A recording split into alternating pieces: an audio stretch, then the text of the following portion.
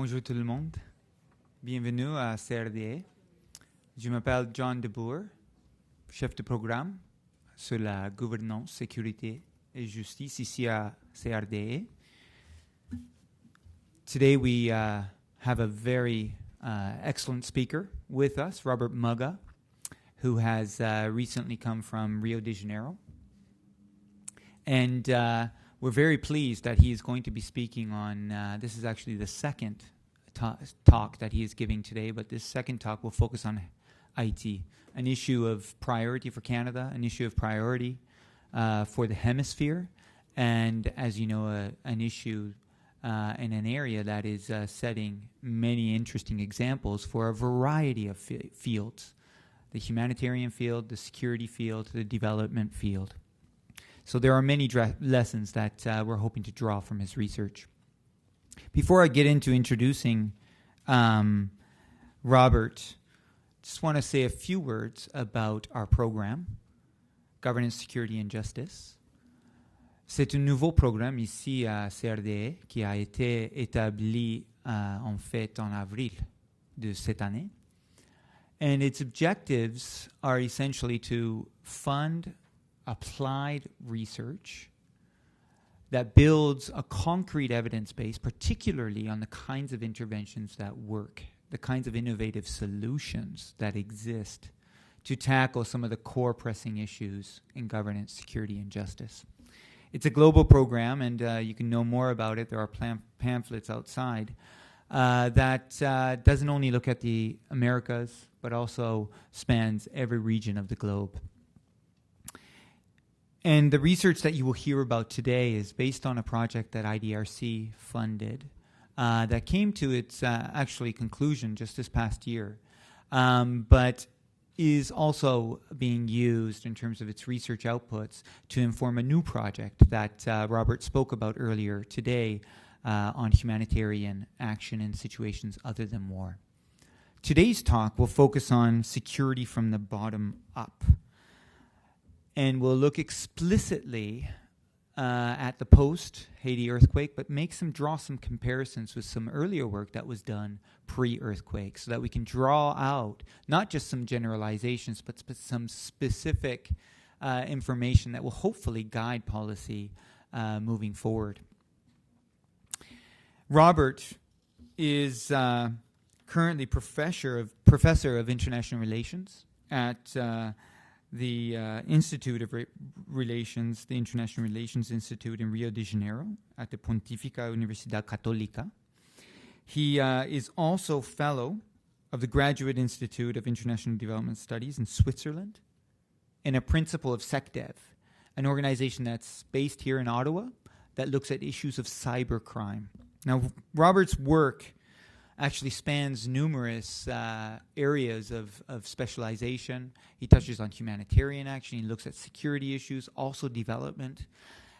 Not only is he multidisciplinary, but he also has, I think, an interesting perspective that allows these worlds to come together. And it's particularly good timing. As we all know, the World Development Report situated violence at the center of the development agenda. You have humanitarian actors looking at how they can engage in urban settings, particularly as conflict and the drivers of conflict are changing. And he also is one of those rare academics and researchers that actually knows how to translate, make that bridge between knowledge and policy.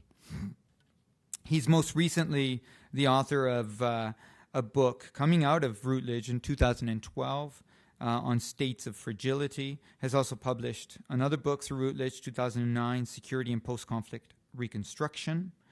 He formerly was a research director from the Small Arms Survey based in Geneva, which just comes out with an annual report tracking the incidents of violence, the small arms trafficking, and also is the author of a second report on the global burden of armed violence, which will be launched shortly, a co-publication with the UNDP and others, looking at where violence is manifesting itself, its linkages with development, as well as other issues.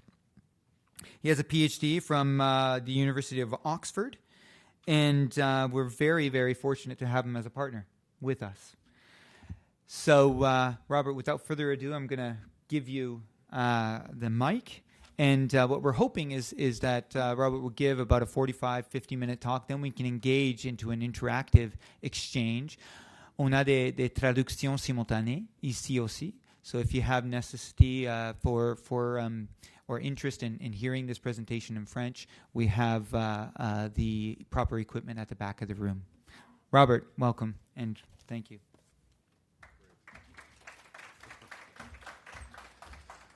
Merci infiniment pour l'introduction chaleureuse, John. Et c'est vraiment, je suis vraiment content d'être ici en Ottawa parce que, bon, j'étais né ici et je vivais quelques années durant mon enfance. But unfortunately, I won't be presenting in French, although I'm happy to take questions in French at the end. I guess at the outset, thank you so much again to the IDRC, to John, to Marcus, to Lorraine, to all of those who made this possible to be here. So I really have enjoyed my week in Ottawa, and sad to see it coming to an end. But we're here to talk about Haiti, and Haiti is obviously a key priority for Canada. It's clearly on the agenda of Canada and another 40-plus countries involved with the UN Stabilization Mission in Haiti, but also others in a bilateral capacity. And I guess it's not a new preoccupation. Canada's had uninterrupted, well, occasionally interrupted, but more or less consistent bilateral relations with Haiti since the mid-1950s, and redoubled its assistance in the 90s, as I think many in this room know, and particularly since 2004, and then again in the wake of the earthquake. It's not been an easy partnership. And I think it's not necessarily been made easier by Canada's own oscillating priorities and fluctuating priorities and successive administrations, often in line with both international and domestic interests.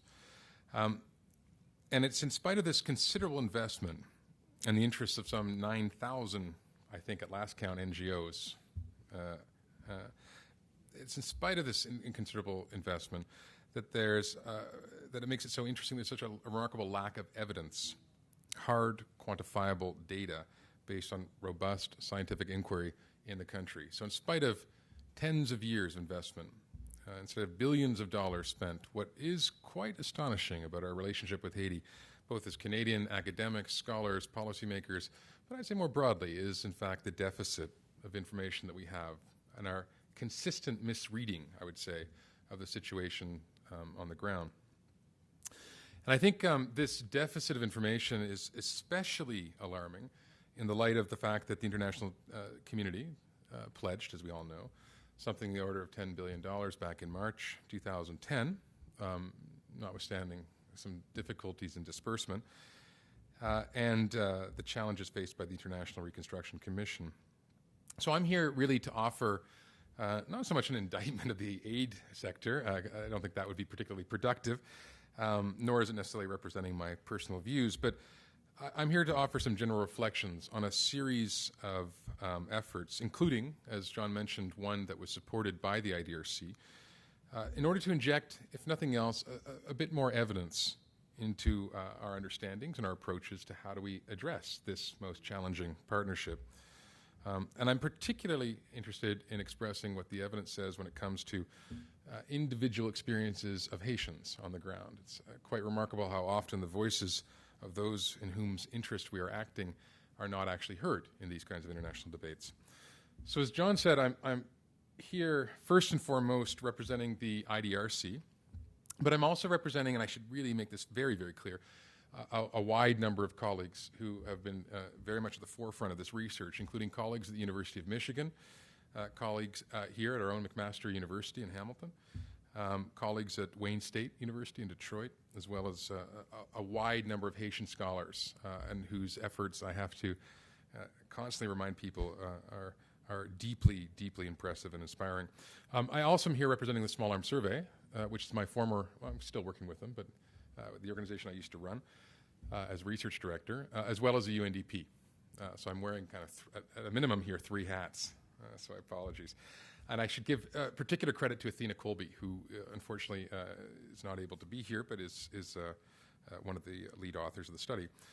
So since 2005, and I'll give it a little nutshell, this team consisting of partners from McMaster, Wayne State, Michigan University, and to some extent the Small Arms Survey, and more recently the IDRC and UNDP, has undertaken 4 multi-stage cluster household surveys.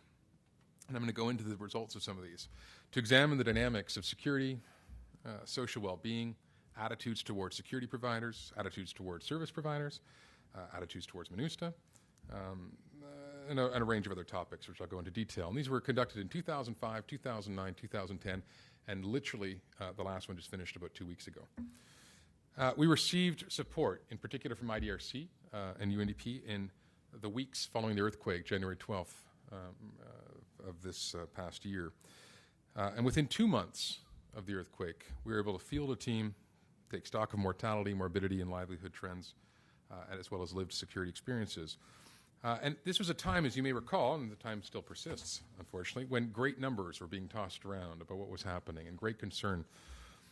And our survey, and I'm going to go into the details, our survey was intended to feed directly into, I think, some quite considerable policy processes. In particular, a UN post-disaster needs assessment, a PDNA, which is the usual instrument that the UN deploys in the wake of a disaster, as well as into country strategies for the UNDP, the World Bank, and a number of Haitian NGOs.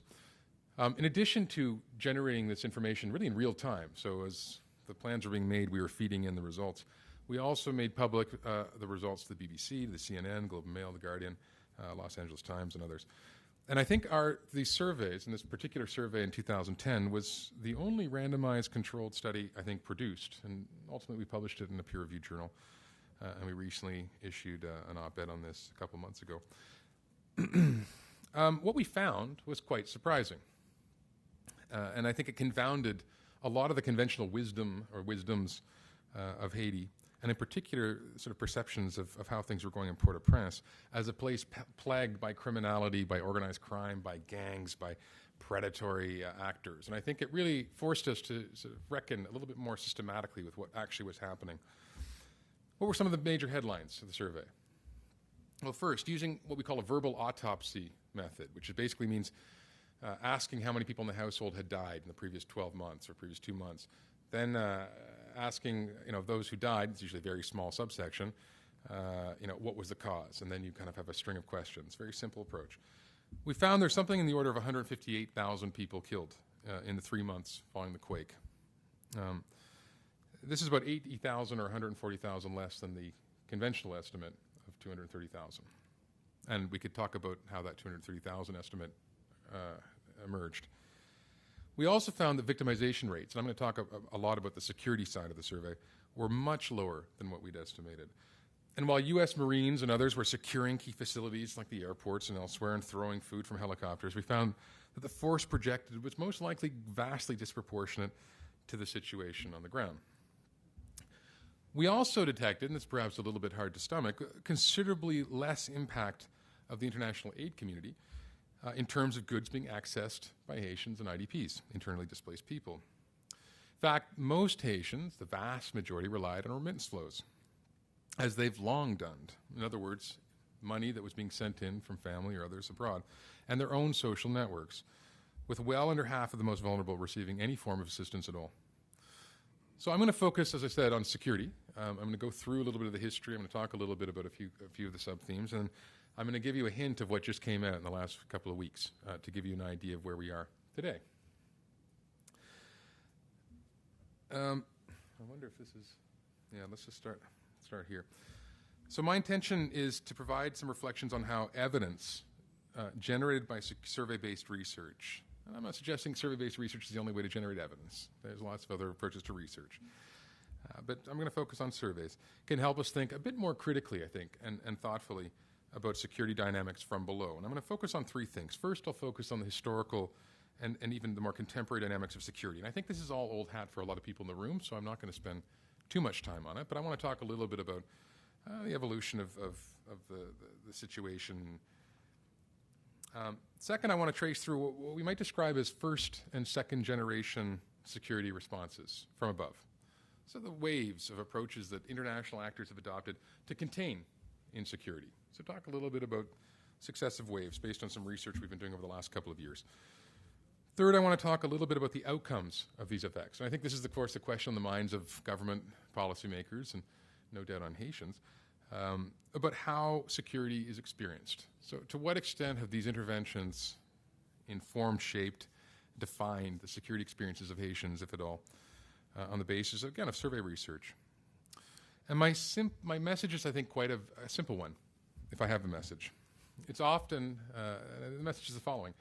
I think it's that we often misread, as international actors, the landscapes of insecurity, owing in large part to a lack of, I think, good evidence.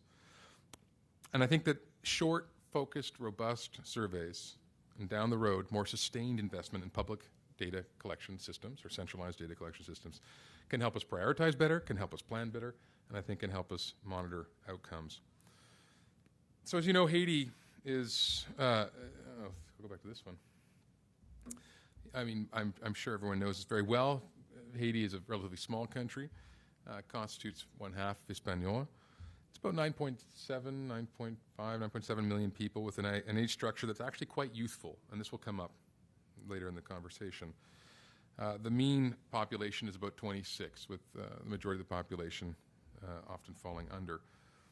And as you know, Haiti was struck by a traumatic earthquake on the 12th of January with an epicenter just outside of the capital, Port-au-Prince.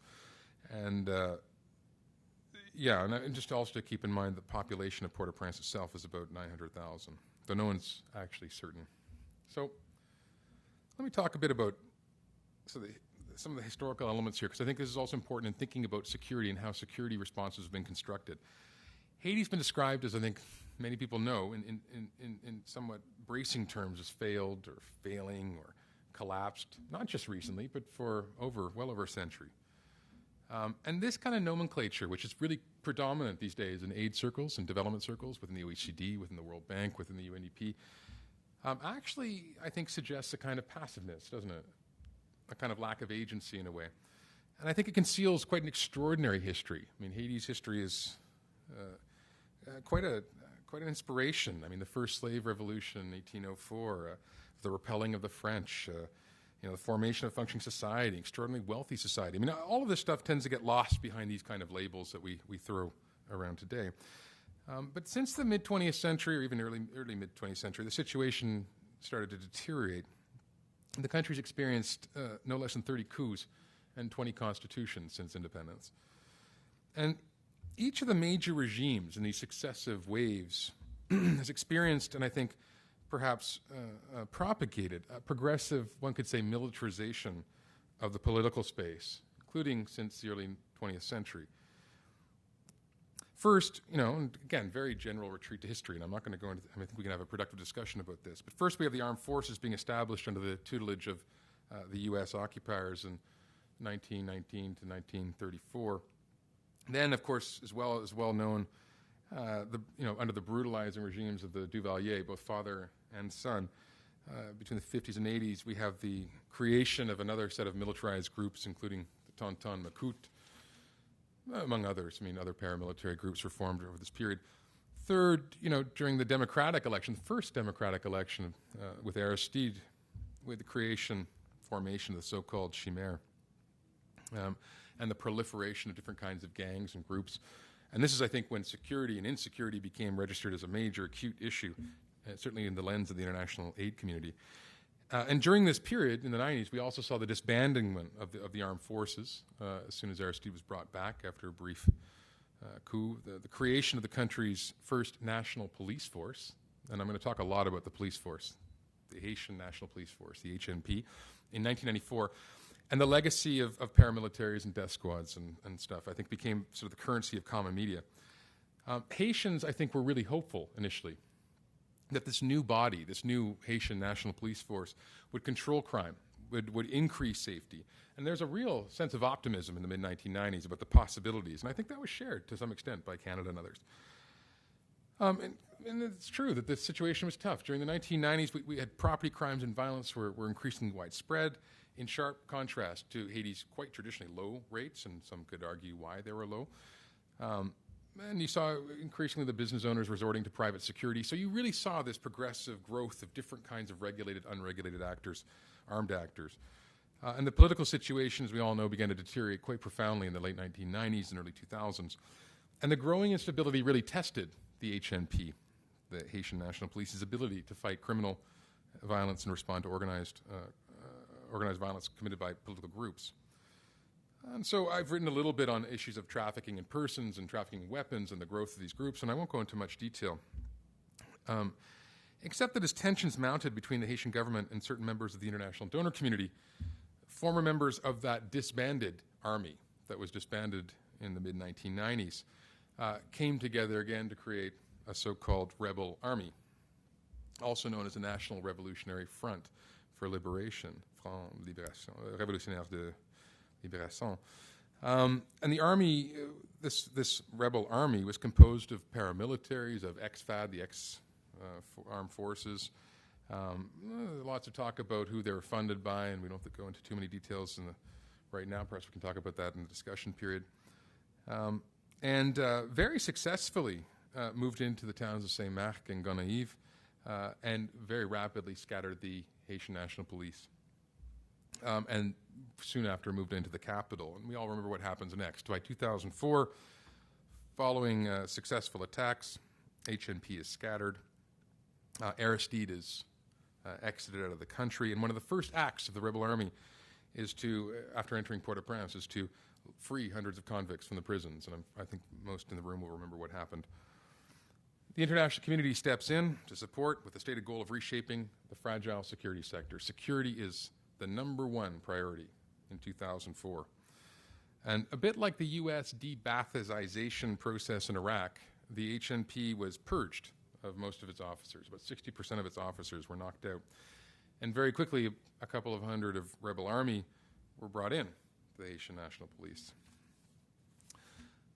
And at the request of this new interim government, the UN Security Council establishes the UN Stabilization Mission, MINUSTA.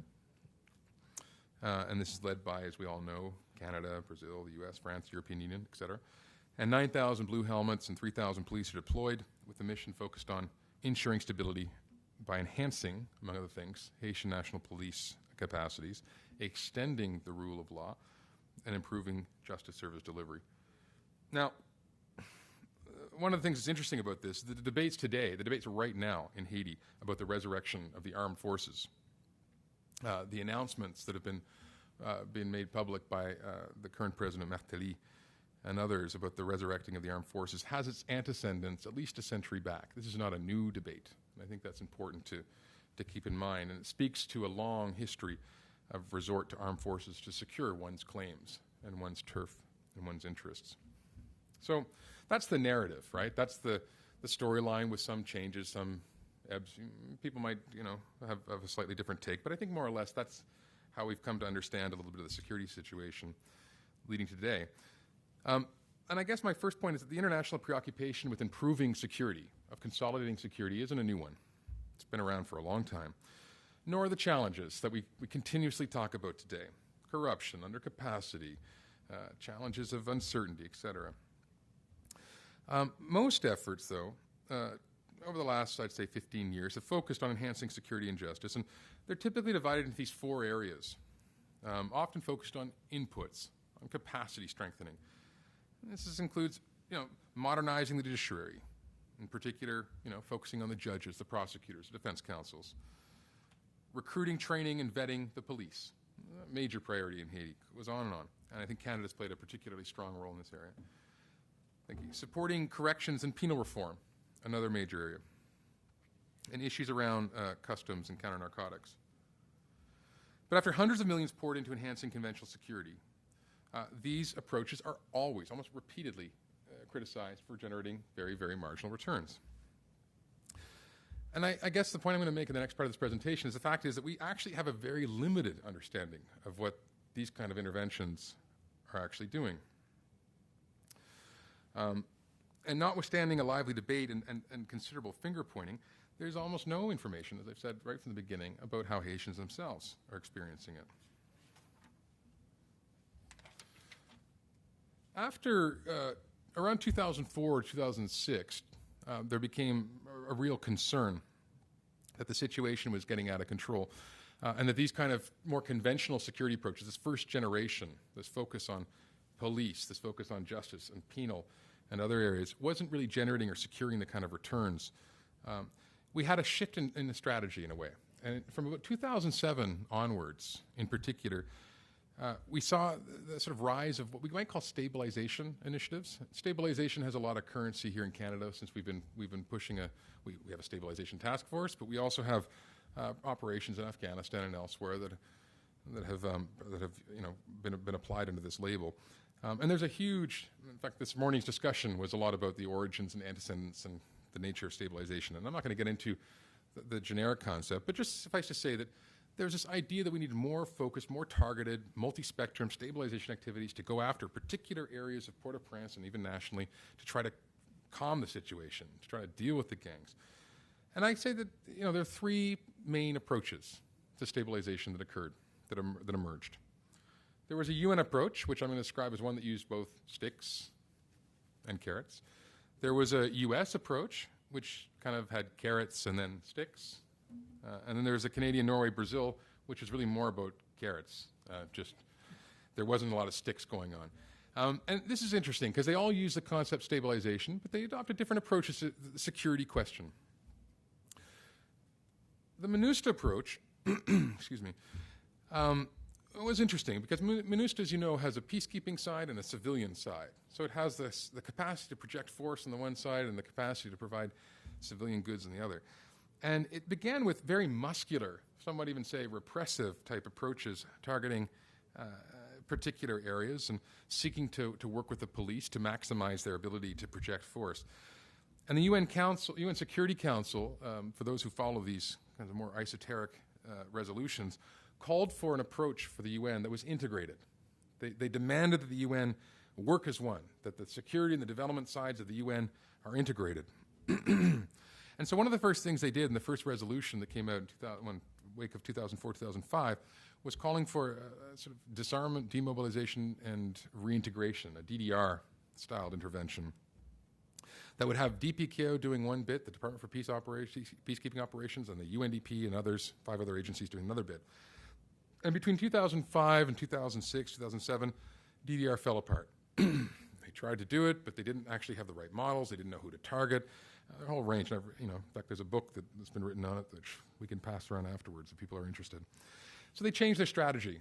MINUSTA changed their strategy, and they had basically what they called community violence reduction and stabilization. And so they launched this strategy, focused on providing relief and development through local institutions across different parts of the country, and creating effectively small cells made up of Haitian civilians and leaders to try to marginalize the gangs while at the same time using and projecting force through the military. And the methodology was, as I said, to empower local leadership and erode the base of the gangs by essentially eliminating gang leaders and reinforcing, on the other hand, civilian structures. It was widely regarded as successful, certainly by the UN, but was seen to be relatively successful and to have contributed to security. And I'll talk a bit about the data in a moment. Before I do, let me talk about the U.S. approach. Meanwhile, next door, the U.S. government had launched a thing called the Haitian Stabilization Initiative, the HSI, which was focused primarily on Cité Soleil, which, for those who don't know, is a large, I'm sure everybody knows, it's a very large part of neighborhood in Port-au-Prince abutting the waterfront, which is characterized by a high level of socioeconomic inequality, poverty, of degraded housing. It's also in the flood path, and it's the source, in many ways, almost legendary source of insecurity to most elite and others living in the country. In any case, they focused on Cité Soleil, seeing Cité Soleil as a real driver of violence across the country. And like I said, the way it was described to me, and the way they described it publicly, was that this was an experiment. The U.S. was going to launch a $20 million stabilization initiative for 2 years between 2007 and 2009 as a way of seeing if this would work not just in Haiti, but possibly outside of Haiti. So Haiti became a bit of a laboratory, Cité Soleil. So this was a DOD, Department of Defense, U.S. State Department funded exercise. And the way it was executed was unlike the UN approach, which was all about creating and cultivating a range of civic institutions coupled with the force. They hired DynCorp, which is a private security organization, together with the IOM, the International Organization for Migration, and with support from USAID. And they launched a range of what they call QIPs, quick impact projects, all over Cité Soleil. And the idea was to win hearts and minds. So throwing a fair bit of money into the economy, investing in local infrastructure, building roads, promoting certain forms of development, and the idea being, by doing this, empowering locals to take ownership ultimately of their own development. Now, the U.S. is a peculiar thing, which they don't talk to terrorists publicly. And they didn't want to talk to the gangs. That was a stated part of the policy. So their focus wasn't so much on dealing with so-called gangs, much less neutralizing them. It was really about the development side of the house. And the idea was to empower, as I said, communities, and then ultimately bring the national police back in with some support and hopefully promote some more community-oriented policing doctrine. And again, according to the U.S., this stabilization initiative really worked. And, good model. It had some problems, but good model. And the plan was to then roll this out into Martissant, and hopefully that the rest of the bilateral aid community would see the wisdom of the U.S. approach and adopt it as well. So that was stabilization number 2. Whoops. Stabilization number 3. This is what I call the other approach. And it's one that I think was supported very actively by Canada. Both DFAID and CEDA have supported this kind of stabilization. And here the focus, in addition to the kind of activity about focusing on strengthening judicial and policing institutions, here Canada, Norway, and Brazil and others invested in an NGO called Viva Rio. And they promoted something they called community stabilization in one district called Bel Air. And Bel Air is next to Cité Soleil, has about 90,000 people, different political history, different historical trajectories, different population groups, but seen as a sort of heartland of political violence, certainly during the Aristide years. And they focused, in this case, very much on creating local mediation with the gang structures, so dealing directly with the gangs and the bases, recognizing where the legitimacy resided in communities, and trying to create, incentivize violence reduction by dealing and mediating with them directly as a means of opening up the space for promoting local development. And they experimented with an interesting idea, lotteries for peace. So the idea was that they would have lotteries every month, and for every month there wasn't a homicide. All the leaders in the community who were participating in the lottery would receive the opportunity to, get a little ticket, and they might win a scholarship or a bicycle or some community development project. So in a way, unlike the U.S. approach where they didn't deal with the gangs, by dealing directly with the gangs, they felt this would allow for opening up spaces for dealing with water education and other things that they felt were really important with their colleagues. And this was also widely hailed as a success. So 3 different stabilization interventions happening simultaneously. And I'd call this the sort of second generation of security promotion. Now, what did all this lead to? So it just so happens that, a couple of researchers who I've already mentioned were hanging around and we were doing household surveys looking at some of these issues of security. And many of the surveys could be disaggregated by, they're individual household surveys, but we could disaggregate according to neighborhoods. So we're able to say something meaningful about what are the trends in some of these areas. And I've given a very, very simplistic rendering here, but when looking at homicidal violence, Haiti already had relatively low homicidal violence. I can talk forever about regional rates of homicide, but the regional rate for homicide in the Caribbean is something in the order of 20, 25 per 100,000, right? 25 people killed for every 100,000 of the population. Canada is something like less than 2. In Haiti, it's oscillated between 19, 18. It's actually not that, then it went down to a little bit lower to around 11, 12. So it's actually lower than the regional average, higher than Canada, but surprisingly lower. I mean, compared to Trinidad or Jamaica, it's way down. So this is a little thing where we looked at homicide rates in individual neighborhoods, Martissant, Cité Soleil, Bel Air, and we had the data, some of it generated before the IDRC study, but I'll come to that in a moment, to show trends. And we were able to see something interesting happening. If you look at the chart, the last 3 bars are really from the moment that stabilization activities in these neighborhoods start to begin. And we see something interesting happening. We do see some secular decline. And I'm not going to declare straight-up attribution, but I think it's interesting to see that it certainly didn't go up. It did go down. Now, what we see is a short temporal interesting reaction. But let's go on to the physical assaults. Same kind of trend lines. If we start using, this is a randomized survey, so I'll talk about the methods in a moment. But again, interesting secular declines. Sexual assaults. Again, from 25, a height of 25 to 35 per 100,000, right down to below 5. That's a 7-fold drop. And this is an interesting question, which just perceptions matter, right? Not just incidents, but how do people perceive their own insecurity? And we ask the question, how serious is the problem of crime and insecurity for you before the earthquake, which is blue, and after the earthquake? And you'll see that there's a number of reasons to explain this, but you'll see that actually the perception of the severity of crime before and after the earthquake has diminished. And some might say it's because the preoccupations of Haitians after the earthquake wasn't to deal with crime, it was to deal with their basic needs. That's fair enough, but the point is that we're not talking about the kind of insecurity, I think, that was being discussed in media reports as being overwhelming. And this is just a breakdown, again, I apologize for those in the middle, but of the types of property crimes that we were witnessing between 2004 and 2009. And it gives a sense of both an overall decline in terms of the reported property crime and a shifting patterns in the types of property crime that were reported.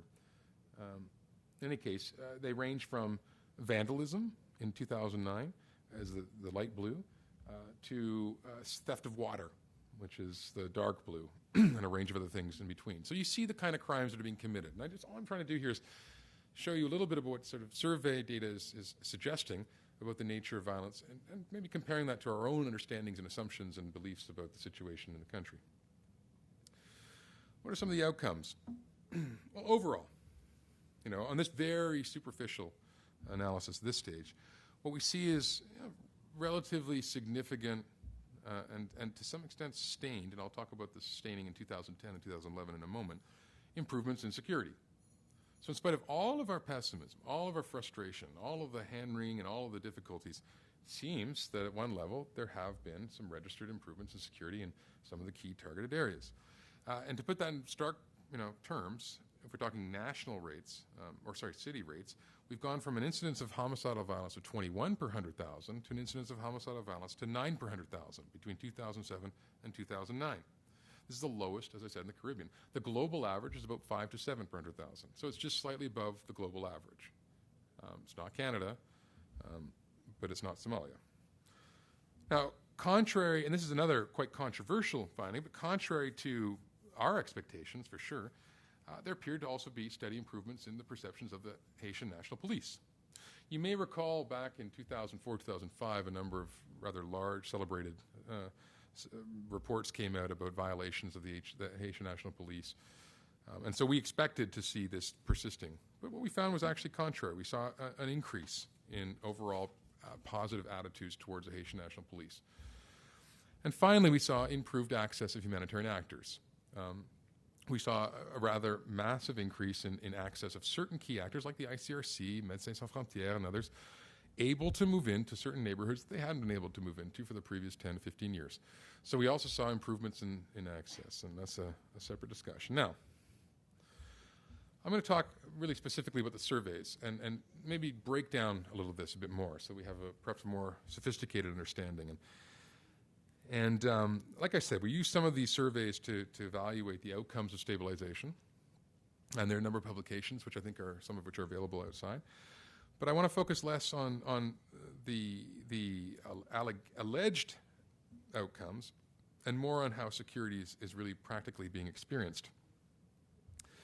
The surveys, and like I said, there were 3 plus this recent one that we've just finished, focused on these kinds of topics. Obviously, you want to look at the demographic and socioeconomic profiles of the populations you're looking at. We looked at mortality, like I said, the overall death rates and by cause, and we want to look at morbidity. We want to look at issues of victimization, insecurity, the extent to which people are exposed to acts of criminality, human rights violations. And there's a whole set of codes that want us to use from existing classification systems like the International Classification of Disease Codes, or UN Office for Drugs and Crime has codes for crime. So we try to ascribe to international standardized metrics. We want to look at issues of mental health, and we use the Harvard Trauma Scale to look at this. Quality of life, access to services, attitudes towards service providers, including the police, as well as attitudes towards disarmament. And remember, I worked for the Small Arms Survey, so we're interested to know about Haitians' attitudes towards, for example, gun possession was a question that we were curious about. These were the kinds of themes, and within each of these themes there are several dozen questions, and we constructed a survey around this. We also were interested in issues of humanitarian assistance, the extent to which the aid community was effective in reaching populations, and the extent to which Haitians themselves claim to have accessed aid assistance, and look at the issue of remittance flows, like I said, as well as the relationship between remittance flows and hunger, the extent to which aid from agencies was used to prevent hunger or malnutrition, as opposed to other forms of external assistance. So we were kind of curious about some of these questions, not because we're looking to target anyone, but because I think these are the kind of questions that are really urgently on the desks and minds of Haitian NGOs and international NGOs and the government and others. So these are the three surveys.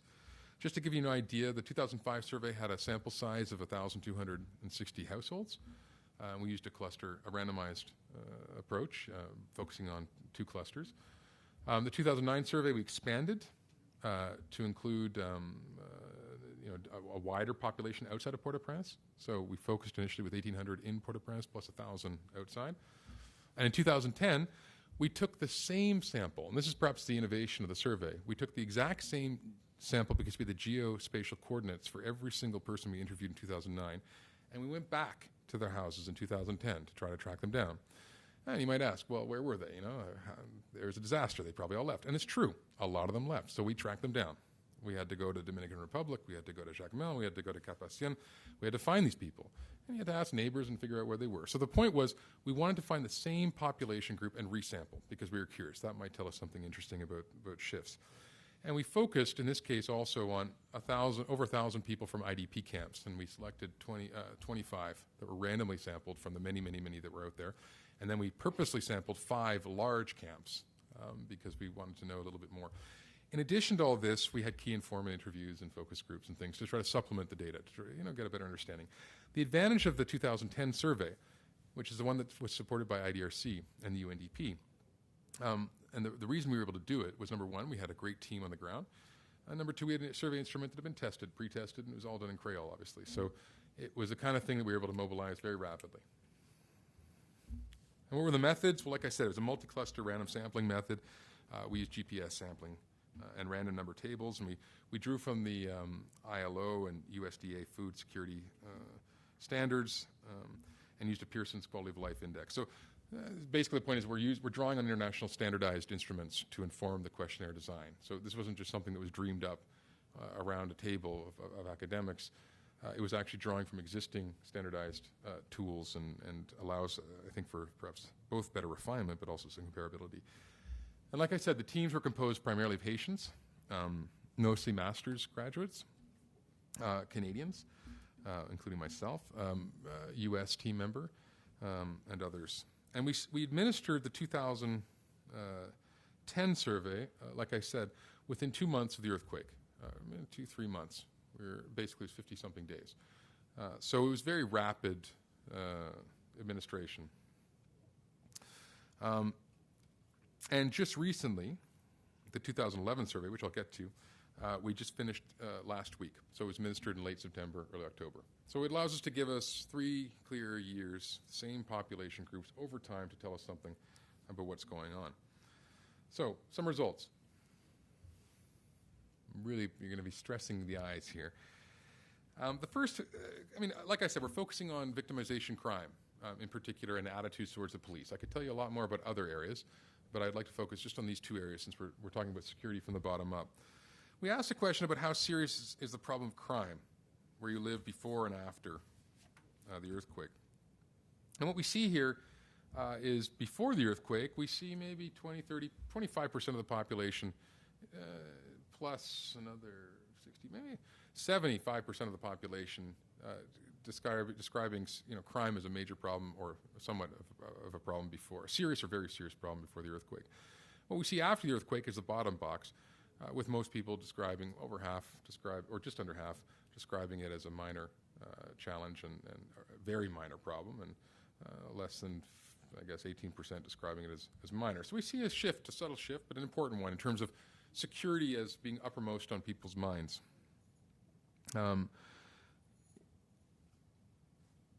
Oops. Then we looked at the questions around percentage of the households who were reporting property crime. Property crime was considered to be a major issue, especially in the IDP camps, and we looked at 2004 to 2010. So this gives you a time series over time. And what's interesting here is that property crime, while a problem, was remarkably low both before and after the earthquake. So we didn't see skyrocketing property crime as was anticipated. What we saw, though, were some subtle changes in the types of property crime. We saw a minor spike in the theft of food, of water, of small amounts of money, so just small bits of goods.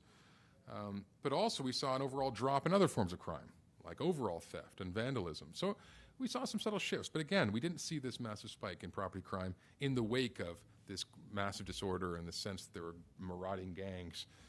And again, I'm just trying to counter some of the conventional wisdom that was coming out. When asked who would you turn to if robbed or threatened, that's a good indicator of testing attitudes of Haitians to formal and informal security providers, including the police. It also is an indirect measure of coping strategies of Haitians before and after the disaster. We see some interesting trends in this particular table. First, we see already high levels of confidence in the police in 2009, increasing after the earthquake in 2010. So we don't see a decrease, in spite of the people who follow these things relatively closely, in spite of the quite extraordinary hit that the Haitian National Police took as a result of the earthquake, including losing something upwards of, they had about 65% of their infrastructure taken out, and at least 50 killed. 80, constables were killed. You actually saw an increase in confidence of Haitians in their police force. We also see a relatively significant fall in the confidence in foreign military. We kept this open because I think a lot of Haitians don't discriminate between different countries in the military. The Smurfs are all the same, I think. So what we see is actually a fall in the foreign, a subtle fall. Okay, and I think it was an important fall. Sorry, and we can presume this is MINUSTA and the police, both military and police. Third, we see a large group of the population who ordinarily would not have reported to anyone in 2009, doing so in 2010. Not doing so in 2010. In other words, a large proportion of the population that ordinarily wouldn't do anything if they were targeted have now will do something. So we see a bit more of the resort to social networks. That's probably anticipated. Not a big surprise, but I think it's important. And we see at the top, we see an important shift with regards to self-help and reliance on family, friends, and neighbors between 2009 and 2010. You see a much more dramatic reliance. This just confirms, in many ways, some of the expectations of a population. But I think it's the other stuff that I just mentioned that makes it more intriguing. Now, when we ask who should be responsible for security, ideally, this is a straight question, again, with a population of almost 3,000 responding. This is also important in terms of the shifts between 2009 and 2010. I think what this question does is it indirectly measures the relative confidence or trust of Haitians in potentially the police, right? And there are at least three key trends I think worth focusing on in this. There are three red boxes that I've put out.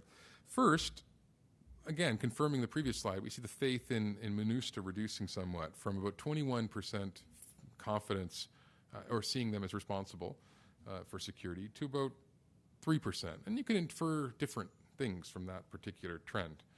But you see a reduction in people, in Haitians, describing MINUSTA as being responsible for their security in 2009 as compared to 2010. Second, I think you see an important increase in relation to the Haitian National Police. You see previously almost 50% saying the Haitian National Police ideally should be responsible for security, and you see it jump to 63%. So you see more Haitians now just basically putting their faith in the HNP as a security provider. And third, again, confirming what we saw in the previous, we see the resort to community increasing. We see people relying more and more on their community structures in the wake of the disaster, from 6 to 20 to a quarter of the respondents. And this is an interesting slide because we use this to gauge the relative presence of the police, the relative exposure of Haitians to their own police force. So is it because there's more police in the street that people are responding, or have the conditions changed? And what we noticed was a really widely varying pattern of exposure. So it's not like more Haitians were exposed to more police. In fact, it's just a very even distribution, varying pattern of exposure with more or less equal proportions of the population having seen the police, within a day, within a few days, within a few weeks, within months. So it tells us a little, potentially, that the attitudes of the police, the attitudes of people, the positive attitudes of the people to police that they were held in spite of comparatively limited exposure. And this is another interesting slide about reported perpetrators of property crime. And this, again, is a time series between 2004 and 2009. And here I think there's some interesting trends worth highlighting.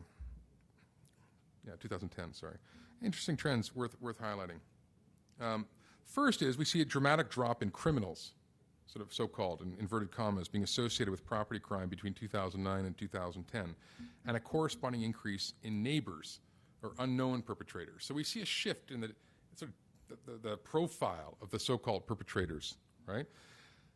The second, after a little spike in gang members in 2005, 2008, we actually see a dramatic reduction in the reporting or the attribution of crime to gang members by 2009, and even much more so in 2010. So, I mean, if you remember reading the Globe and Mail or the Citizen or the New York Times, or a lot of this was about the gangs. The gangs were on the streets. But actually, in 2010, this was not being registered. It wasn't gangs that were perpetrating the property crime or gangs that were perpetrating a lot. It was neighbors or unknown assailants, usually code for somebody I know, but I don't really want to report, right? So this finding is, I think, especially telling, and you know, given all the sensationalist media reporting. And third, after allegations of foreign soldiers being involved in property crimes, and you'll remember in 2000, well, those who follow will remember in 2005, 2007, there are all sorts of accounts of particular peacekeepers being involved in, let's call it especially aggressive incursions. We see a significant drop in the following year, suggesting potentially a more favorable opinion of MINUSTA than perhaps we often believe. And I'll return to this issue of MINUSTA in particular, since it's very present, I think, on everyone's minds in terms of what the future is. Finally, we asked a very simple question, outline gangs. The word gang in Haiti, I think, needs to be deconstructed a bit more. You know, we use this concept of a gang. We throw it around, and gangs immediately are associated with, you know, some itinerant predatory youth involved in criminal activity. And I think in Haiti, the word gang needs to be a little bit more nuanced, because I think within particular communities and within the base and within communities, gangs take on multiple identities, gang members. You can be a community leader one day, you can be involved in a bit of a gang activity the next day, you can be involved in... And I think that this idea of stigmatizing entire groups, I think, needs to be challenged. And this is an effort to kind of look at this issue of armed groups and gangs. And so we asked people, would outlawing these armed groups make your community safer? And it's true that well over 80%, well, just over 80%, either agreed or strongly agreed. And we asked about whether peace accords between these gangs would make us safer. There we see a little bit more variance. So I just think we wanted to kind of problematize this idea of what a gang or an armed group is in the Haitian context, and perhaps develop a slightly more nuanced understanding. Let me give some sort of basic findings on what we've just found in 2011. So I think all of this is history, right? Or is it? And I should emphasize at the very beginning that, you know, well, first of all, have the experiences of Haitians held in 2011 as compared to 2010 and before? So that's, I think, an important first question. So what I'm going to present right now are some quite tentative findings, again, produced by Athena Colby and our Haitian colleagues in particular. And this was a survey that, as I said, was administered just in the last month and just was completed in the last week. And so we're refining this, so keep this in mind. I don't want to overstate the findings, because these haven't yet been weighted, which means we need to kind of adjust and do a few more little algorithmic bits of work. And it requires a little bit of cleaning. Having said that, I don't think the findings are going to change dramatically. So just keeping that in mind. First thing is we did same survey again. 2,800 households, about 1,800 from the general Port-au-Prince population with an 88.4 response rate, and about 1,005 from the IDP. Again, 30 camps, 25 of which were randomly selected, 5 of which we targeted purposely. And the profile was the same as it was in previous, more or less the same as it was, as one would expect in previous iterations, with a mean age of 26.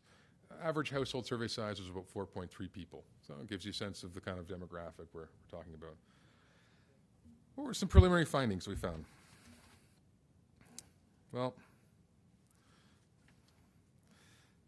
first was overall, that theft, property crime, physical assault, sexual assault, all of it is much higher in the IDP camp populations, the internally displaced person camp populations, than in the general population. This may not come as a surprise, but if nothing else, it confirms, I think, some of the anxieties and the understandable anxieties of the international aid community. So we're seeing a much higher and more pronounced presentation of particular criminal incidents in those areas, see spontaneous settlements, almost becoming semi-permanent in and around the capital of Port-au-Prince. But in more sort of nuanced way, what we're seeing in property crime, to put this in perspective, what we're seeing in terms of property crime since the quake is about 1 in 10 of the population, of the general population, the overall population, has been a victim of property crime. Well, 5 in 10, so 1 in 2 in the IDP. So roughly 50% of the IDP population claims to have been, in the past year, a victim of some form of property crime. So you're 5 times more likely to be a victim of property crime in an IDP camp than you are if you're living outside of one. Physical assaults since the quake. Well, about 1.2% of the population has claimed to have been a victim of a physical assault, some kind of aggressive assault, since in the last year, whereas about 15% of the IDP population claimed to have been a victim of a physical assault in the previous year. So again, I mean, it gives you a sense of the relative scales of risk. Sexual assault, and we looked at different forms of sexual assault with penetration, sexual assault with touching, and this is significant because reporting rates will change according to one's sensibility about some of these so-called crimes, right? So the more you do advocacy around what constitutes a sexual crime, the more you're likely to also report it if you previously didn't understand that constituted a sexual crime. However, that being said, about 2% of the general population claim to have been a victim of sexual assault, and 22%, almost a quarter of all IDPs, claim to have been a victim of sexual assault. So it gives you a sense right away of the ratio. Much more pronounced victimization trends in the camps than outside of them, and I think if you're thinking about priorities, that would be a good one. This is an example of the variation of the population experiencing some form of property crime, but also the types of property crime within that variation. So what we see in the general population is the vast majority have not been a victim of a property crime, and those that have had a theft of more than 500 plus gourd. But for those in IDP camps, you see a much higher proportion of the population, 50+%, being a victim of property crime involving money. And you see the variation, and it makes sense. Much smaller theft. Folks in IDP camps don't have as much money to be stolen, but we see a higher proportion of small amounts of money, relatively small, but important, significant amounts of money being stolen. But again, to give you a sense of the nuance that can be generated by this kind of survey. Now, we wanted to get back to this question of the Haitian National Police. So a year and a half on, or a year on from the last survey, do we continue to see these consistent trends about the relatively positive attitudes of the Haitian population towards the HNP? And what we see is that, in fact, the trends appear to be persisting. More than 75% of the population agree or strongly agree that the HNP ought to be the primary provider. This is interesting, I think. I mean, it tells us a very different narrative to the one that we're often used to telling ourselves. And I'm not suggesting we need to pat our backs right now. I think the situation is still extremely challenging, but it does tell us something a little bit different. What we see is the rate decreases somewhat in IDP camps and decreases further still amongst victims.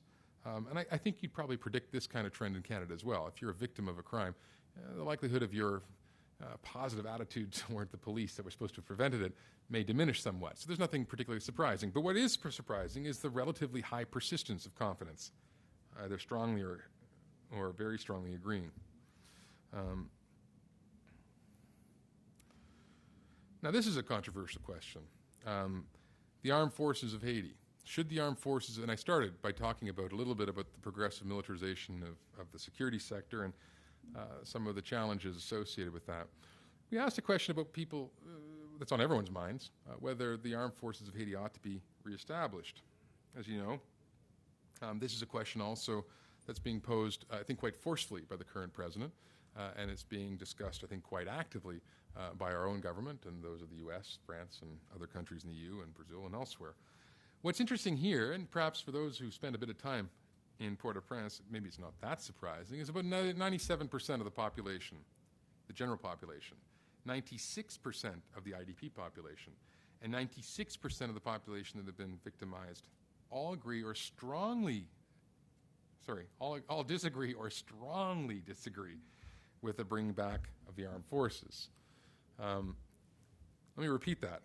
Between 96 and 97% of the entire population, whether you've been a victim of crime, whether you're living in an IDP camp, or whether you're a general population, strongly or very strongly disagree that the Haitian army should be brought back. Now, this is a bit of an indictment, among other things, but it also suggests the legacy of the armed forces has been a fairly long one. And I think this particular finding is especially compelling when you go back to that little data point I mentioned about the mean age of the population, 26.1. If you consider that Haitians have a very youthful profile, that the large youth population, the population pyramid looks a bit like this. Most Haitians were teenagers or younger when the armed forces were actually in existence. So most have grown up in their adolescent and adult life without having had the direct experience of the armed forces. So it suggests both the very strong oral tradition in Haitian families, but I think also the very persistent legacy of the armed forces in their lives. Here's another controversial question. Should MINUSTAH leave right away? For those who've worked with MINUSTAH, you're subjected on a fairly regular basis to protests outside of the building. I think the press, very active civil society, very active media, has very strong and critical, and I think often forthright, compelling arguments for and against MINUSTAH. We wanted to explore a little bit about this and attitudes towards it. And what we've seen is, in spite of this considerable pessimism in the press about MINUSTAH and the talk of the drawdowns that are impending in the coming months, we note there's an actual fair level of ambiguity, neither here nor there in a way, of the Haitian population towards this question. I would say it's not maybe as pressing as often as made out to be. That's not to say that there's widespread consensus that MINUSTAH should be sticking around. But when asked, should they leave right away? Actually, what we saw was neither strong condemnation or strong approval. And I think it's a topic worth exploring. If anything, what you see is a light favorable opinion towards MINUSTAH, and that most people would prefer to see MINUSTAH stay rather than leave immediately. And finally, if we ask this question, if MINUSTAH's troops should leave Haiti by 2014, that's a different proposition, although we still have a high level of ambiguity. I think here you see perhaps a little less interest in MINUSTAH staying much longer than 2014. But again, I think this is just the way we can, not that I have a particular opinion or agenda on this, but it's a way that you can use this kind of data to start maybe interrogating some of the narratives that are emerging and perhaps listen a bit more closely to the populations. This is an interesting question, which maybe confirms that this survey is valid. We asked people about whether MINUSTAH was responsible for causing the cholera epidemic, and you can see that almost 80%, if not 90% of the population agreed or strongly agreed that MINUSTAH was the cause of the cholera epidemic. Now, we can all talk about the nature of the cold chain management and how epidemics flow and the government's responsibility or non-responsibility or the UN's responsibility and the very complicated nature of cholera, but this is, I think, what ultimately matters. What do people really feel? Has the message been translated? And again, it tells you a little bit, gives you a little insight on maybe what the realities are on the ground. Let me get rid of this. This slide, which no one can see, and I apologize for that. I was expecting a somewhat larger screen in front of us, but it doesn't really matter because in the 2011 survey, like in 2009 and 2010, we wanted to explore the extent to which Haitians are accessing and using particular services that are provided by a large and extensive international aid community and bilaterals and others. And here we explored a host of services and the extent to which they're being used or not, the extent to which Haitians rated that they actually accessed or their family member accessed or a child accessed these particular services. And all I'll point to is the areas in red signals those services where we saw a fairly high proportion of the population saying that they've been used. These include things like free treated and untreated water, free toilets, community centers, recreational spaces, public lighting was seen as very important. But there were also a host of things that weren't accessed that I think have been very prominently advanced by the aid sector. And perhaps I think we need to think about this a little bit more closely. But free food, Very, very few, very minor proportion of the population claim to have accessed free food of any kind. Vocational training, a great favorite of the aid sector, very little vocational training. Health programs, virtually no people in the population access to primary or curative healthcare program, and a range of others. And I think what this tells us is, in spite of all of our best intentions and this vast menu of options that we provide in any emergency, we, I think, need to be a little more critical about the extent to which populations are accessing or not. And we can have I think, quite a sophisticated discussion about every single one of these lines. And I don't know if we'll be putting this online or not, but that could be an idea. But I think at root, what it tells us is that much of our assistance may not, in fact, be getting through. And it suggests that the impacts of our aid is perhaps less than what we might often think. So let me conclude with some technical observations, and they're fairly obvious. The first is a point that I've made since the very beginning, the critical function, I think, place of evidence. I don't think we need to be obsessive. I don't think it needs to be conditional on intervention, but I do think that we need to be paying a bit more respect to the role of evidence in shaping and guiding some of our priorities. The second point I want to make is around surveys. Nothing can substitute, I think, ultimately for a strong central statistical capacity and existing administrative systems to managed by the state or metropolitan authorities or some local authority. However, in situations of crisis, I think there is a very important role for rapid but scientifically robust surveys, since I think they are actually quite tremendously cost effective. But twinned with that, I think, is the importance of well-trained teams and well-trained survey design. There is this expression of garbage in, garbage out, and it's very easy to construct a model for a survey, but if you don't have a good team and the survey isn't well designed, it's not well coordinated, it's not going to be worth very much. And finally is the importance of longitudinal and geotagged data sets. And I can add that the work that we did put a premium on this, and the work of SecDev, based here in Ottawa, also puts a great emphasis on the use of geospatial data and in order to look at both spatial and time series trends. And in terms of substantive observations, there's nothing particularly new here that I haven't already said, but just to put a finer point on it. First of all, I think security in Haiti has actually improved since 2007. And I think that's a very hard thing for us to swallow, especially for those of us who've perhaps worked there or have experienced some of the challenges. But the data that we have suggests that security has improved and the perceptions of security have improved, if marginally. And it remains comparatively better than before. And this isn't a call for complacency. This isn't a call for saying that the job is done. I think the deterritorialization of gangs today and some of the other protests could act as triggers. But I think we need to remember this and focus on proportionate use of force. I think the second point is that stabilization has generated some positive returns. And I'm not suggesting that they're the only factors that have shaped and conditioned security improvements, but I think they are significant. The second is this obvious call for redoubling our efforts to focus on IDPs as a key vulnerable group, especially when it comes to assaults and sexual violence. One interesting thing that we have in our finding is that we do see that there's been potentially an increase in reporting of sexual violence, partly because there's been such a focus on sexual violence, and there's been an urging for women and girls to start reporting on phenomena that they otherwise hadn't reported on before. So in fact, we're seeing in a way the fruits of the success of very active progressive campaigns in IDP camps. And I think that's a trend that we need to really unpack a bit more. And the final point is perhaps one that I think has been articulated elsewhere, but it's this importance of really looking at the HNP, the Haitian National Police, and the institution, and ways of enhancing its capacities.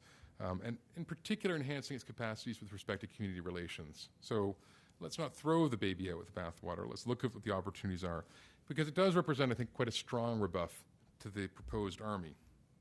And apparently there is to be an announcement at some point in the near future about this armed forces, and I understand that a number of governments have expressed their particular opinions about the merit. But there is a danger that if we allow this to take place, that history could very well repeat itself again in Haiti. So I'm going to close there, but perhaps what we could do is have a moment for discussion. So thank you very much. Thanks very much, Robert. We'll open it up to questions. We have 3 mics here.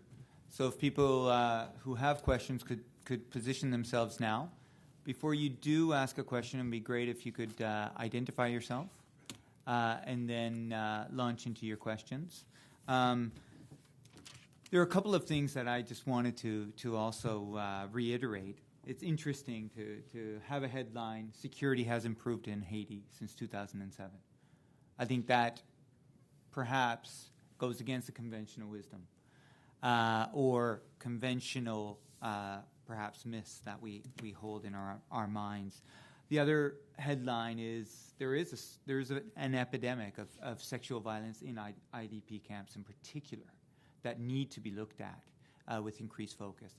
And the final point I'll make is that surveys such as these, which have been peer-reviewed, which have been tested, and have been deemed credible by reputable journals and reputable scientists, can go a long way in helping us make decisions, helping policymakers actually make the right decisions, and certainly can be mobilized to improve the situations on the ground.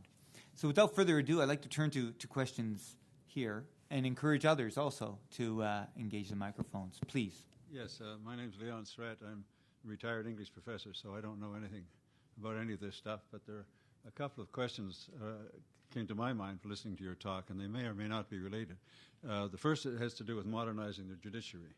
That's a peculiarly opaque expression. Does that mean audiovisual equipment, state-of-the-art gavels, or what does it mean? And secondly, my understanding is from the media is that most of the money that's been pledged to Haiti has not been come forward because there's no one to give it to, at least no one trustworthy to give it to. So those are my questions.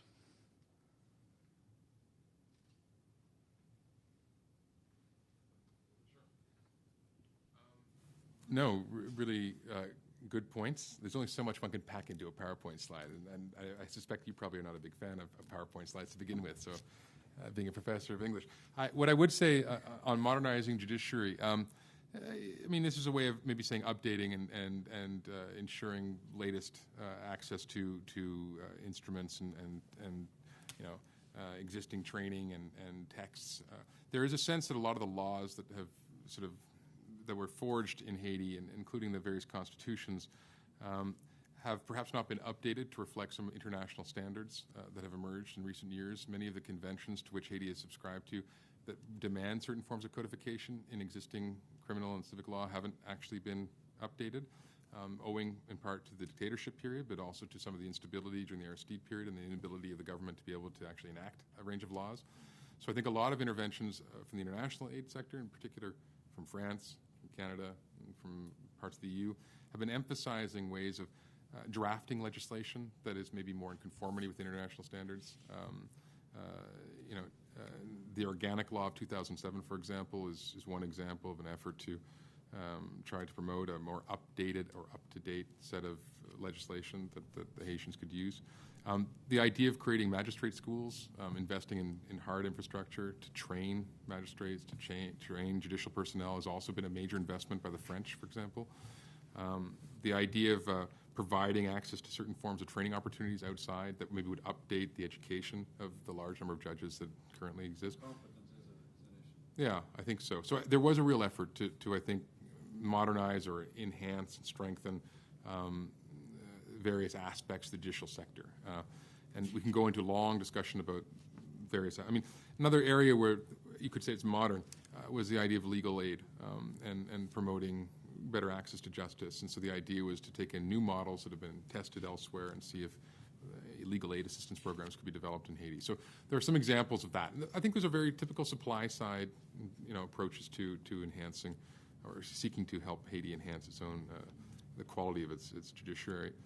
In terms of the aid challenges, yeah, it's true. I think at the higher order level, in terms of the billions of dollars that were promised, it's true that there's been a holdup owing to the fact that this Reconstruction Commission wasn't able to, in fact, appoint a director, and there were issues about the bottlenecking. And this entity that was created fairly recently in the wake of the earthquake was designed specifically to facilitate and enhance and speed up the administration of aid. And I think that's been a big challenge. In the aid circles, we talk about absorptive capacity, the extent to which the state is able to absorb. And it's true that a massive inrush of aid in any fragile, delicate situation can actually do more harm than good. I do think, however, that there's been a fair bit of lack of imagination amongst the aid community about how to engage with Haiti. And the typical approach, because it's easy, because it sells well to our domestic, because it's it's administratively clean, has been to plow money into multilaterals, like, for example, the UN agencies, large NGOs with very large overheads, and I think fairly significant cost expenditures on personnel. And this is not to take a cheap shot at international agencies, but it's simply to say this has been the easiest way to proceed, because I think the other alternatives, the Haitian NGOs and the others, are still not legible in many ways to sort of bilateral aid actors. They find it difficult. Accountability mechanisms may not be in place. So I think that we've in a way willfully blinded ourselves not to engage alternates because it seemed to be too messy for us. And I think in addition to that, we've also bypassed the state. And there's a long tradition in Haiti of aid agencies for all the reasons that we know: fear of corruption, fear of leakage, fear of absorptive capacity, very deliberately going past the state and funneling it to NGOs, and thereby continuing a trend of further immiserating the state's ability to be able to pursue meaningful public services and further eroding the social contract. So it is this sort of negative spiral, and it leaves, I think, donors in a very uncertain dilemma. And I don't think anyone would object to what I'm saying in the donor community. They all recognize these trade-offs. But I do think part of the challenge is that there's a failure to really read what actually is happening on the ground and who might be alternate partners. One group that's, I think, notably different in this regard is Partners in Health, which is a well-known NGO that's been operating in Haiti for decades. And actively, I think, seeks to try to promote and work with local counterparts to allow for that absorptive capacity to be rebuilt. But I think simply denying it, ignoring it, and continuing has actually gotten us to a situation exactly as you described, which is that we hit these bottlenecks. So hopefully we can change the business as usual model. Let's go to take two questions consecutively. Thank you. Thank you. My name is Scott Cooper. I'm an evaluation consultant. I was really struck by your methodology, and it's parallel to the DRC, the initial survey that was done in DRC, which really struck me in my professional training as an evaluator. And I'm wondering to what extent you were inspired by that study or guided by it, and to what extent there are other studies like that out there, and whether someone is undertaking a meta-analysis of these kinds of studies, their methodologies, how those methodologies is likely to evolve, and the kind of support is required for those methodologies to work. So a meta-analysis, meta-evaluation of this kind of thing. The other thing I was struck by with the DRC example and other research like this is the difficulty of getting it to decision makers. Like even at DRC, it went to a few international agencies, but never really got into the public domain or into the senior decision maker domain, as far as I know. And I was wondering to what extent that is recognized as an issue, and what kind of steps you would see for moving on that one. Thanks. Yep, good question. Carmen Sorger, DFATE. Thank you for a really interesting presentation. I was hoping you could unpack a bit the three approaches that you laid out to stabilization. And you gave a few examples, such as the lottery, but if you could indicate for us which ones you think or where there's scope for further analysis, but also innovation in stabilization. Good questions. Let me try to answer the first, Scott. There's been a bit of an explosion of these kind of surveys recently, and I think it's really in the last 5 or 6 years that you've seen almost a growth industry in them. One of the most famous that came out recently was this one on Iraq that was done in 2004, 2005, looking at the impacts of the intervention, the U.S.-led intervention, and it's called a verbal autopsy, and I mentioned it before, and it was basically, it's a large-scale survey, but really fun. It's designed to look at exactly the question they asked in DRC, the above baseline mortality rate, and this was published in Lancet by a guy called Les Roberts and Richard Garfield. Les Roberts taught at the time at Johns Hopkins School of Public Health, and Richard Garfield taught nursing at Columbia University in the States. We actually funded, a smaller survey actually funded that study in 2004, and it created a bombshell. It was the one that basically got the attention of Jack Straw and Rumsfeld. And the first thing they did, and we learned a really good lesson, was they went after the methodology. And it was all over the papers, BBC, New York Times, and I'll never forget. In fact, I was in Rio the day it came out. And they never objected to the findings, which was that something in the order of 145,000 excess deaths had occurred in the wake of the Iraq intervention, which was above the Iraq body count estimate. They never went after that. That was fine, as far as they're concerned. What they said was, the methodology. We can't trust probabilistic sampling. We don't believe this is the case. How can we really sample in that particular way? They've overweighted here. So, they immediately unleashed the data people, and they came up with a very interesting but very wrong critique of that first survey. They did a second survey in 2006, which they also published in The Lancet, and this was a bit more controversial. We didn't fund that one, thankfully. But this one, I think, had some methodological questions that needed to be resolved, and they fast-tracked it. So there may be some questions that need to be addressed that weren't. That was the first. Then we have Darfur, and a group of people in Darfur, people like Debbie Sapir-Gupta, who runs an organization called CRED, Center for Research in Epidemiology and Disasters in Belgium, did some surveys, and it was exactly that. It was a series of meta-surveys of nutritional surveys that had been done. They looked at about 8 or 9, did some Bayesian magic, and came up with some interesting assessments of overall mortality rates. And this was used, I want to show also the connection between policy. This was then used to talk about whether genocide was occurring or not. And contrary to the Save Darfur movement's mantra, in fact, it showed a slightly different story. It showed that actually violent deaths were actually quite low. Other forms of excess deaths were actually quite high, but much lower than what we all had expected. So, another example of how data informed a debate. In this case, one might consider a fairly progressive debate, but nevertheless informed a debate. In Sudan, we've done a range of surveys also with Richard Garfield and others, looking at Eastern Equatoria, in Kordofan, and in some of the other transitional states, using a similar kind of methodology, verbal autopsy method, but it's just simple. It's a simple random survey. And in Haiti, likewise, we've done the same. Richard Garfield did some work there. So there are a number of researchers, mostly epidemiologists, public health specialists, who are working on this. And there is a group, and it's the one I mentioned, CRED, C-R-E-D, that's looking at doing meta-assessments of these surveys and what can we learn from them and what are the overall results. Now, I can easily put you in touch with them, and it would be interesting to explore. I don't know whether anything's been published in a really good journal on this. I also published recently an article in the Los Angeles Times. I don't know if it's out there or not, but it was talking about this exact issue, counting deaths. Oh, by the way, Richard Garfield did the IRC, DRC study.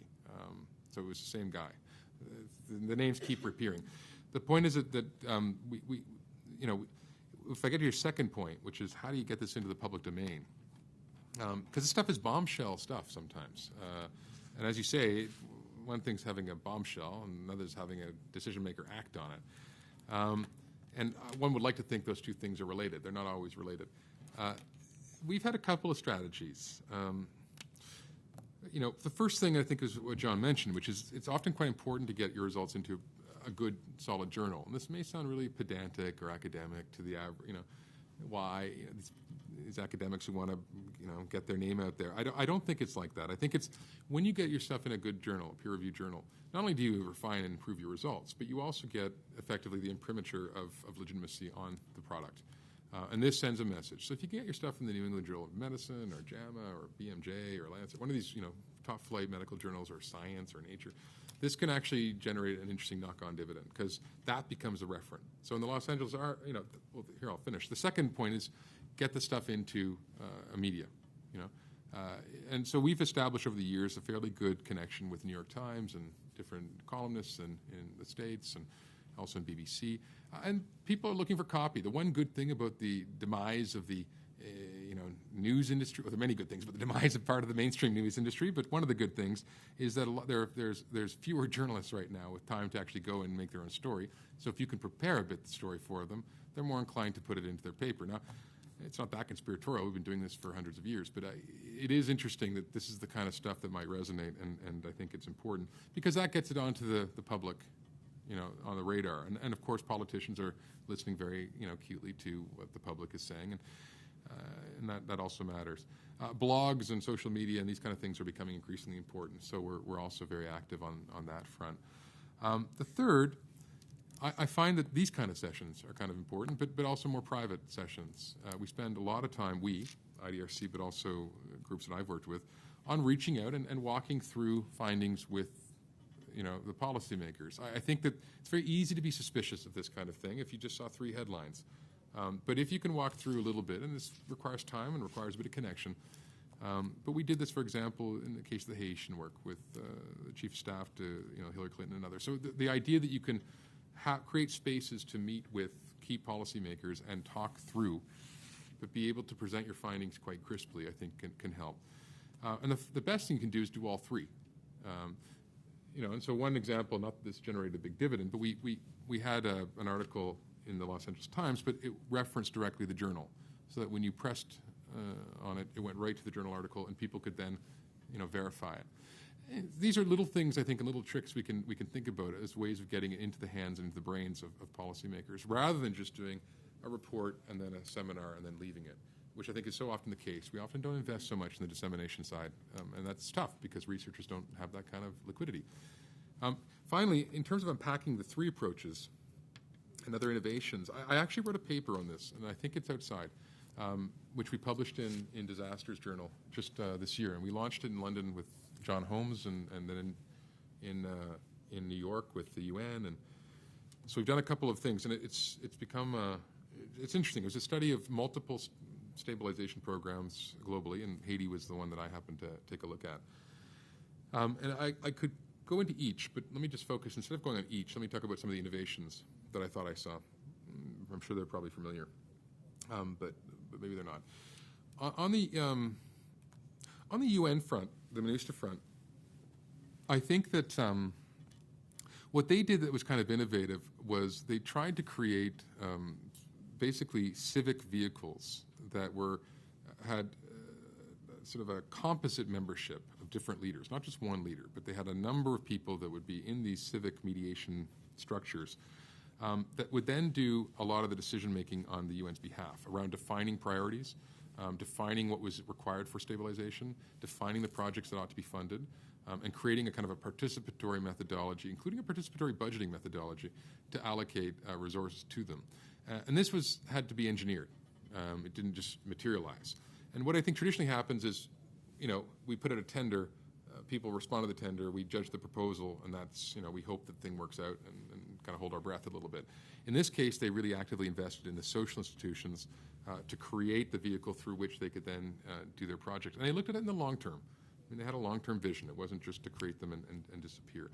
And this was an interesting methodology, and they managed to get a couple of these cells around the country. And they kind of got on with it. They weren't into big publicity. There wasn't a big fanfare, and the project, I think, proceeded quite easily. And the guy in charge of that, who's currently in New York, is a guy called William Gardner.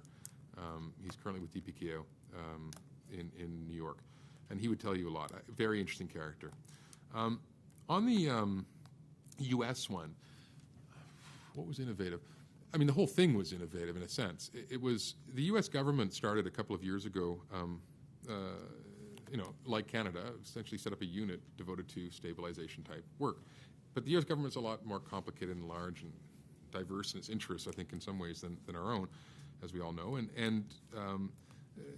But they one of the things that they did was they started to invest in these stabilization activities around the world. And so they put, one of the innovative things about them was that they went into Haiti with maybe mixed interests. One was, in addition to their very large aid portfolio, they wanted to test this methodology out. So it wasn't just about doing stabilization because it really matters in Haiti, although that was one objective. They were doing stabilization in Haiti to see if they could do stabilization elsewhere, if you get my drift. They wanted to know if they could innovate, learn about these rather complex urban settings, and see in the next, let's say, Middle East, North African country or the next Latin American country, whether they could take some of these methodologies and start applying them. So the one thing that they really did, I think reasonably well, but they certainly invested a lot of resources into it, was setting up a monitoring system, very robust monitoring system, which they've been piloting and testing with support from USIP and RAND and a few others who were involved in its construction. Has quite a, there's quite a militarist kind of component to this in terms of monitoring every aspect of the program.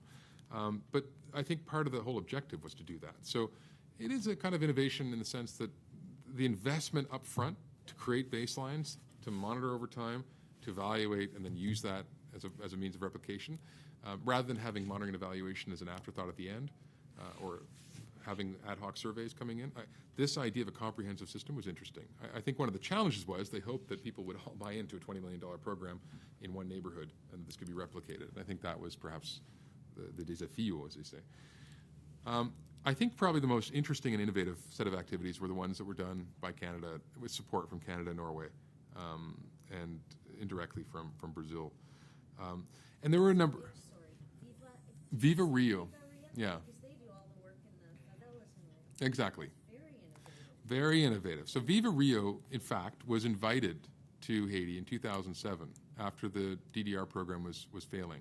For those who don't know, Viva Rio is a large NGO based in Rio de Janeiro, has about 1,000 staff, and they work in favelas, 1,000 plus favelas in Rio.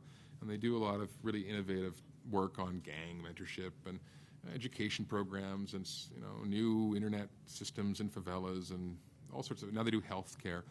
Anyways, in 2007, the UN and others were casting about for ways of dealing with this urban violence problem. And in fact, I happened to be working for MINUSTA at the time, and we called up the director of Viva Rio, a guy called Rubem Cesar, and invited him to Haiti. And he came and fell in love with the place because Brazil has a lot of connection with Haiti in terms of spiritually candomblé, voodoo, in terms of the culture creole, in terms of the historical traditions and trajectories. He's interested. He's also a sociologist. So very quickly they established a small program, and it morphed. And I think today Viva Rio is probably one of the largest NGOs in Haiti. And they do a couple of things. One of the things they do are these peace mediation, peace accords between groups. And this is a technology they've piloted in Rio de Janeiro. So they're taking a Southern experience and sort of a South-South type cooperation. The second thing they're doing are integrated waste management systems. In one fascinating example, they have in Haiti, if you need to relieve yourself, 20% of the households have access to pipe water. So you have collective latrines, you have collective toilets, effectively. A very significant problem because you can imagine how quickly this kind of sanitation, water and hygiene is a major issue in any environment. And so, but the way that they remove the waste is at night. People will come in from the rural areas between 2 and 6 in the morning.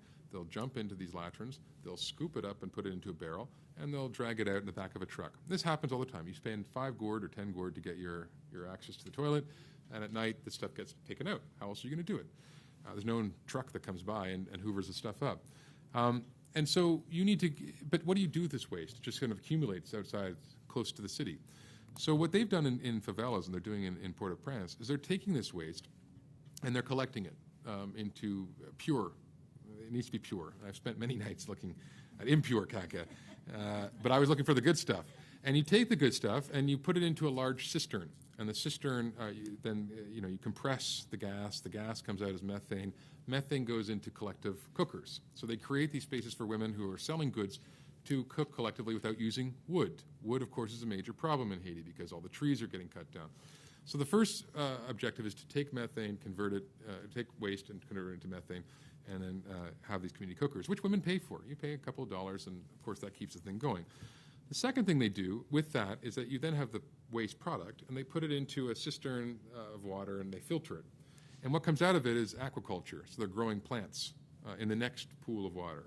And in the third pool of water, because the water keeps flowing, you have high protein yield inside the water, and they grow tilapia fish. So they have aquaculture happening. And this is like an integrated waste system management system in downtown Bel Air, in the center of the slum. And they're starting to look at ways of replicating this kind of model. It's, as you can imagine, intellectually it's intensive, labor intensive, but it's a very innovative approach and is currently operating. Next to that, they have recycling systems, and they've created a whole kind of community center around reusing waste in creative ways and also marketing it collecting bottles and selling it. And they run different courses for youth groups and stuff. And they've made this kind of an interesting dynamic with music and hip hop and all the rah-rah bands. And I think that the Brazilian comparative advantage in Haiti is this sense of sensibility with a reality that is, I think, very familiar back home, and the recognition that culture matters, music matters, personal connection matters, and so a lot of investment on the kind of what we would see as a bit of sort of the extra frivolous stuff, carnival parades and this kind of thing, which actually is quite central to formation of youth identity and senses of belonging, and so I think that what is innovative about this particular set of interventions in this latter case is that they didn't really go in looking to do security. That wasn't their first objective. Unlike the other two, which is really about promoting security, the latter one went in.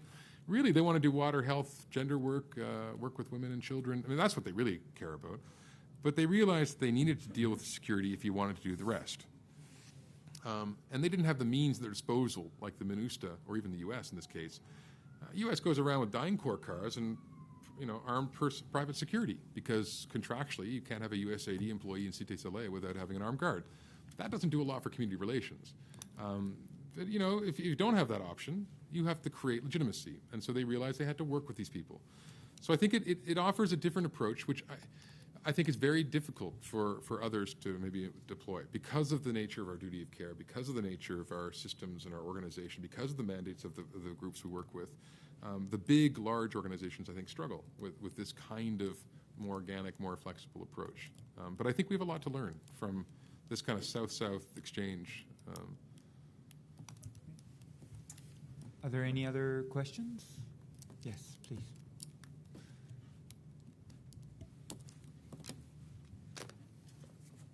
Hi, thank you for your presentation. My name is Katia Torregrosa from CEDA. Okay. Given the fact that public services, but also services provided by the international community, are very centralized in Port-au-Prince, how do you think your findings would have been different if you would have the opportunity to administer in the entire territory of the Haitian country? Thank you. Do you want to do more than one? On? Yes. My name's Tanis McKnight from World Vision Canada, and I have a question that's related to the social services, because I found the graph very interesting about people not having access to health care, et cetera.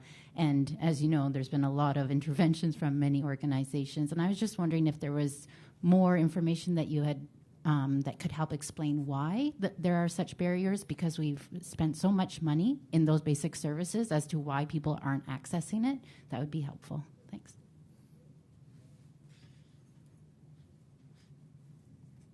Just those two? Yeah, sure.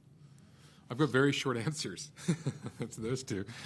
Both good questions. Actually, the surveys did have a national component.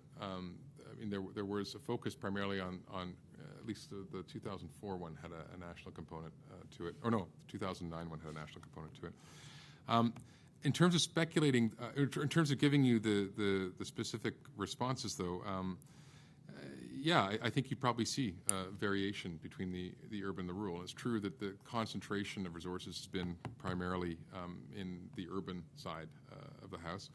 Certainly the concentration of multilateral and bilateral assistance has been around the urban. And Haiti does have a population distribution that suggests that there needs to be probably more attention devoted to the rural areas.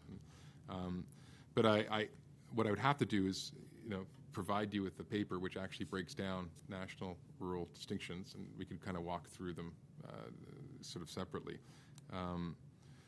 In terms of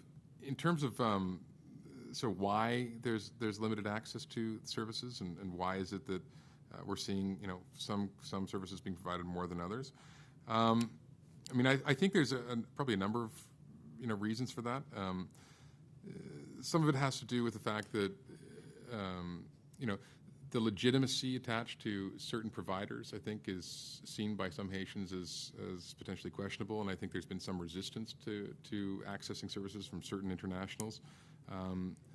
Some of them, at certain points, there's apparently allegations in some areas of people who used particular services from some international providers being targeted or singled out by particular gangs who were seeking to control access to certain resources. No, I mean, I think that the reality is that, a large portion of the population, either feels they're not access or getting the services directly provided by those providers, or are not associating, in some cases, what they are receiving with the providers that are currently there. So, there is a sense in some places that, because there are some organizations that, in fact, provide the services through local partners, and so, there is a degree of separation between the international provider and the recipient. So in some cases, they're claiming they're not attributing the receipt of a particular service to the international provider, but they're attributing it to the intermediary, if that makes any sense. No, but I mean, I think it's a legitimate question.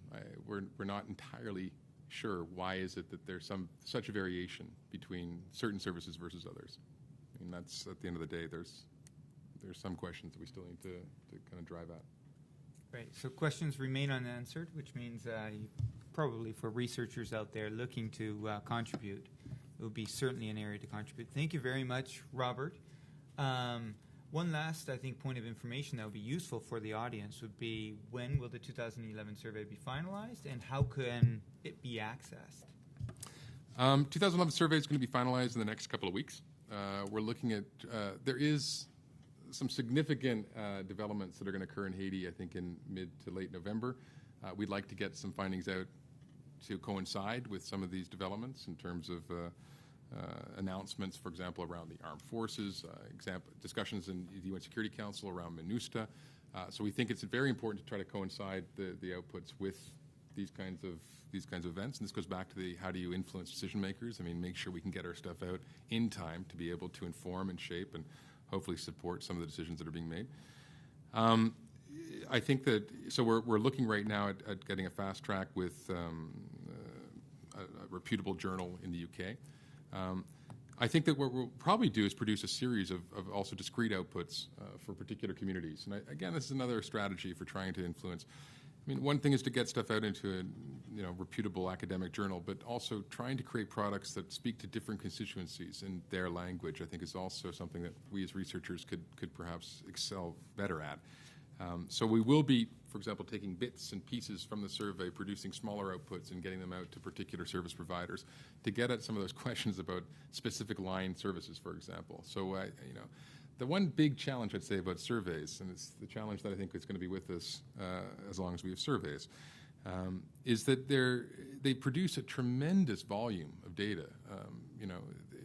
Depending on how big it is, what I've shown you is about 0.05% of what a survey is capable of actually demonstrating. And so one of the challenges is that we never actually are able to completely mine them for what they're worth. So I think that we'd like to spend a bit more time also, generating more outputs and mining them. And one of the future directions we'd like to go with the IDRC, for example, and others, is supporting local Haitian capacity, master students, other researchers, to allow them to also mine this data and produce stuff in Creole and French locally. It's one thing for folks like myself and Athena and others to produce and reproduce this kind of information, but I think we'd like to be able to create a standing capacity for Haitians and our colleagues to start publishing and getting stuff out in the public domain as well. So I think that is a challenge as we always move on to the next big survey or the next big challenge or drifting towards the next big issue. Sometimes we don't actually squeeze as much as we could out of these kinds of exercises. So I think that's certainly another frontier we'd like to explore. Great.